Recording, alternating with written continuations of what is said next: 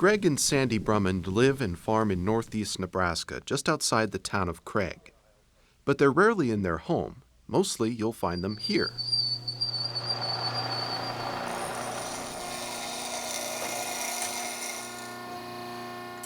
This is our shop that we do most of our repair work, and just literally about live up here for 10 hours a day, it seems like. This shop is the epicenter of the Drummond farm and its energy use. With the lights, machinery for equipment repair, and other implements, it uses more power than their home.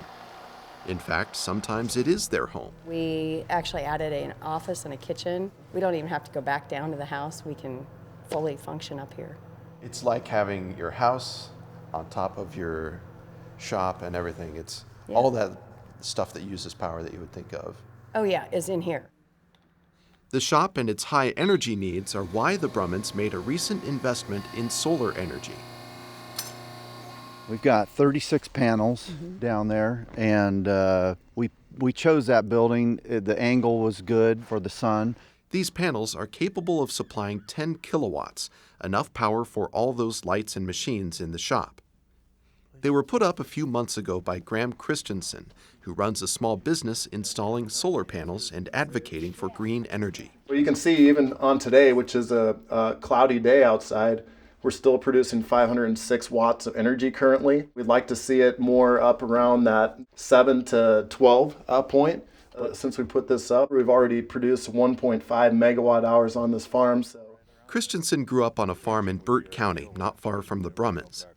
Today, he's back in the area with an electrician to survey another farm for solar potential. On this side of the lane, we might put in some geothermal wells. Kevin Anderson would like to install enough panels to generate 25 kilowatts. That'd be double the capacity of the Brummonds.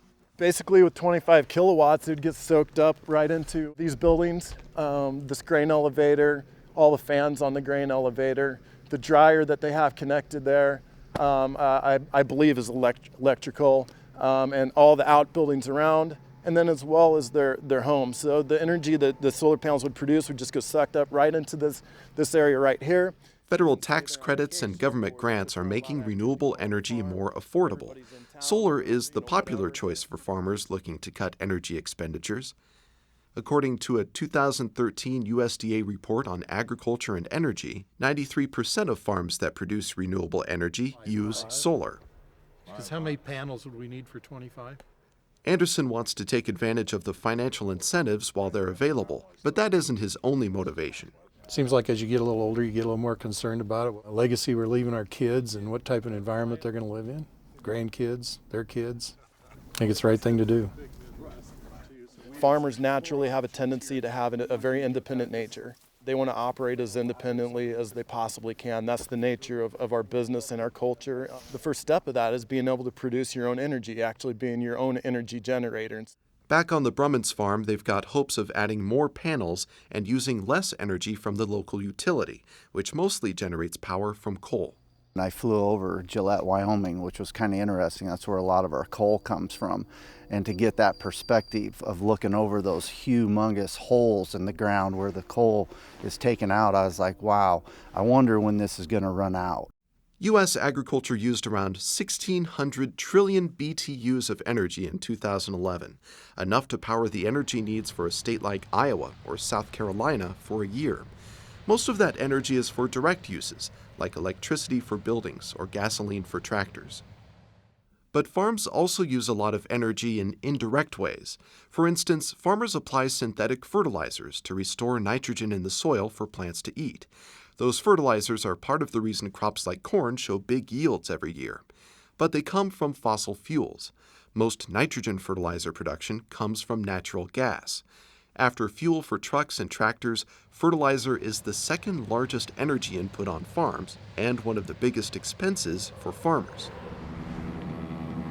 In Bladen, Nebraska, Keith Burns and his brother Brian have developed a business from an old solution to the fertilizer equation. It starts with these seeds, designed and sold to grow crops not for harvest, but to make soil healthier. I talked to Keith at a test plot filled with plants like oats, rye, and peas, all soaking in some sun on a chilly winter day.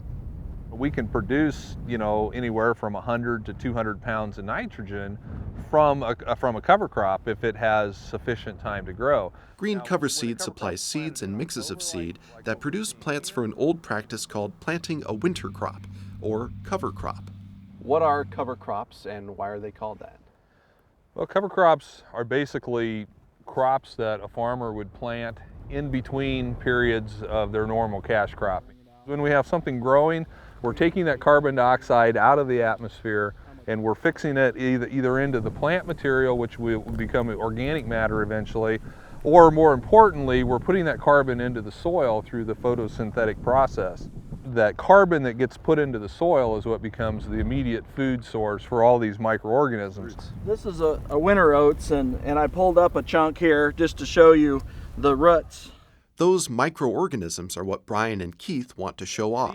Even without any scientific equipment, you can take a good healthy soil and you can smell it, and it just has that really good earthy smell. Instead of yields above the ground, the Burns brothers point to a harvest taking place below the ground, carbon transferred from the atmosphere, nitrogen fixed in roots and in soil.